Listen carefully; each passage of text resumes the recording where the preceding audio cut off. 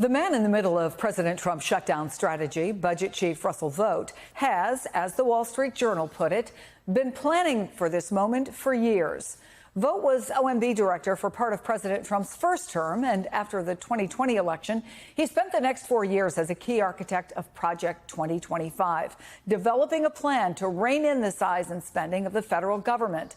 And the shutdown has given him a key opportunity to put that plan into action.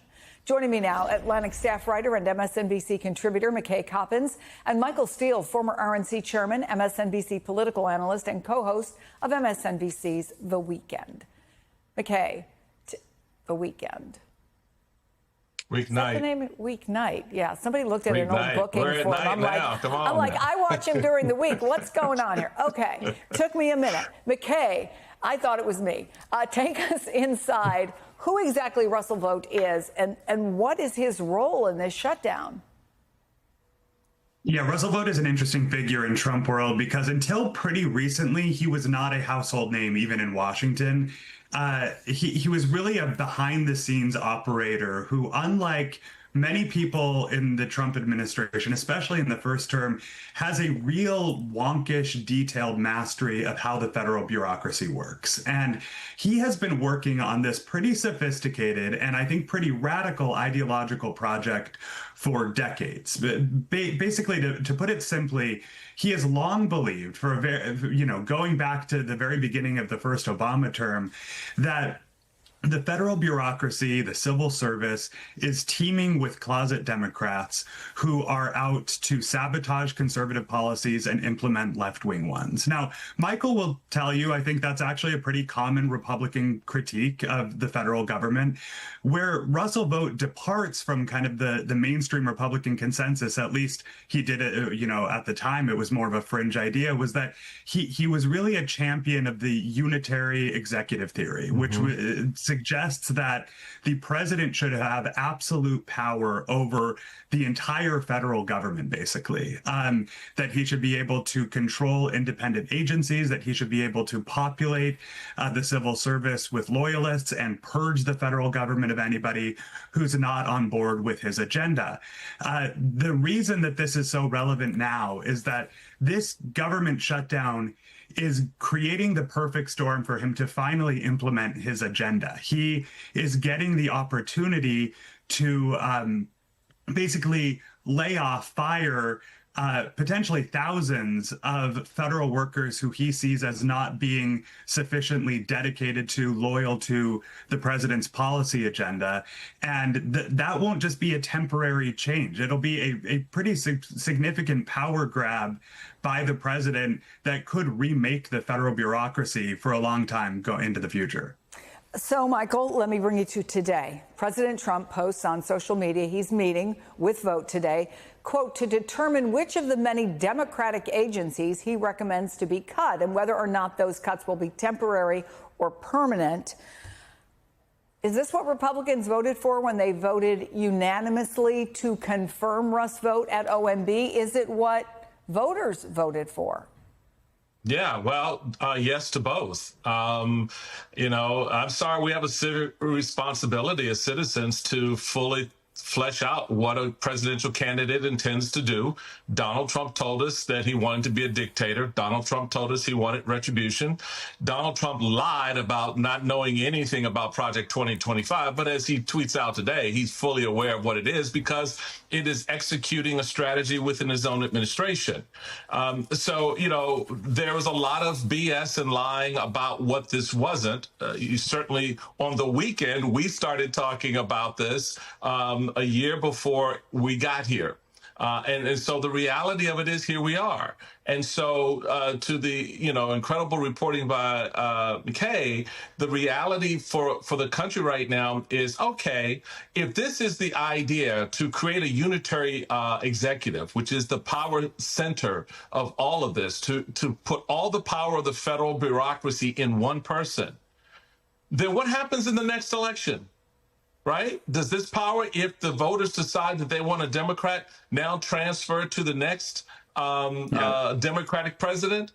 Hell no. That's not what this is about. They're not setting up a unitary executive to shift this power to some at some point 4 years from now to a Democrat. Are you kidding me? That's not what this is about. This is about locking down the power. So to McKay's point, this moment right now, this shutdown is part of the plan. It works. It may just happen to time out a certain way, but that's always been the end game, to stress test the system to the breaking point where we now at a situation where they will indiscriminately fire thousands, hundreds of thousands of federal employees with no intent of bringing them back, and certainly consolidating that power in Donald Trump. Folks, this is the big setup for 2028. Don't be stupid.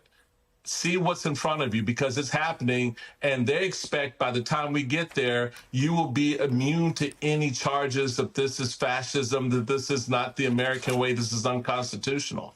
So, McKay, first of all, fascinating article, and it made me think about how you talk about kind of Russ Vought as, I'd say, the opposite of Elon Musk. You know, he was brought in to head Doge, but he was kind of improvisational, to say the least. But when you talk about Russ Vought, he was always there, right? Quietly, strategically, planning away. So my question to Michael's point is, what are you watching for next as the two men, the president and Russ Vought, are meeting? Yeah, the big question that he's going to have to answer in this meeting with President Trump, and that all of us should be paying very close attention to, is where is he recommending furloughs, which is the traditional thing that happens during a shutdown, versus where is Vought recommending reduction in force, which is essentially permanently firing these people, right? Because this is a really important thing that voters and viewers need to understand. This shutdown could be very different from all the shutdowns that we've lived through over the last several years. I think we've become kind of inured to this idea that we have a dysfunctional government, shutdowns happen, it's disruptive, but then they come back. What Vought is trying to do is to use this opportunity to permanently lop off large parts of the federal government, get rid of federal workers that he sees as basically not on board with the Trump train. And to Michael's point, when I would ask Vought's allies, well, what about this question of when a Democrat gets back into the White House? That's going to happen someday. Aren't you going to regret, this huge power grab? And what they said to me, and they were very candid about it, to their credit, they said, well, the goal is to unravel enough of the federal government now that it will make it impossible for Democrats to rebuild it, even when they do get back to the White House. One of the things I'm committed to do, and this is completely nonpartisan, Michael, is just to talk about the people who are directly affected by this. And I just got this. This is NBC exclusive reporting. It may seem like a small thing, but I want to get your reaction to it. So 5 employees who spoke with NBC News said that when they were getting furloughed, there were kind of out-of-office messages that you put in, that the government is shut down, right, whatever. So then they go back and they find out those messages have been changed. And that nonpartisan statement is suddenly partisan. It looks like it's from them, but they didn't change it. As one person told us, none of us consented to this, and it's written in the first person as if I'm the one conveying this message, and I'm not. What do you make of that? Well, this is what they do in places like Russia and, other places that have leaders like Viktor Orban. The government is lying to you, and they will use its tools and its personnel to impact and affect that lie across the spectrum. So there's going to be a lot of this stuff that comes out that's going to be in the voice of people who did not write it. We've seen the pressure that's already been put on the lawyers within the Justice Department, for example, to put their name on matters that they know have no basis for criminal prosecution. These things are now in operation, and you're going to hear more stories like this. And to McKay's point, it is part of the deconstruction of the system to the point that it cannot be rebuilt. And so then you're going to be left with this framing. And the final point is the idea of creating this loyalty within the government to one person, in this case, Donald Trump.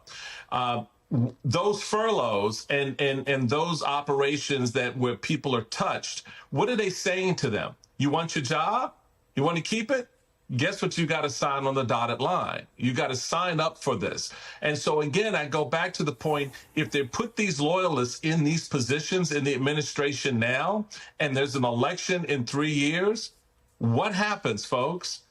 Who are those people loyal to? Are they then loyal to this new president, or are they loyal to the ideology that has been infused now into a government that has been broken to the point that it doesn't function properly?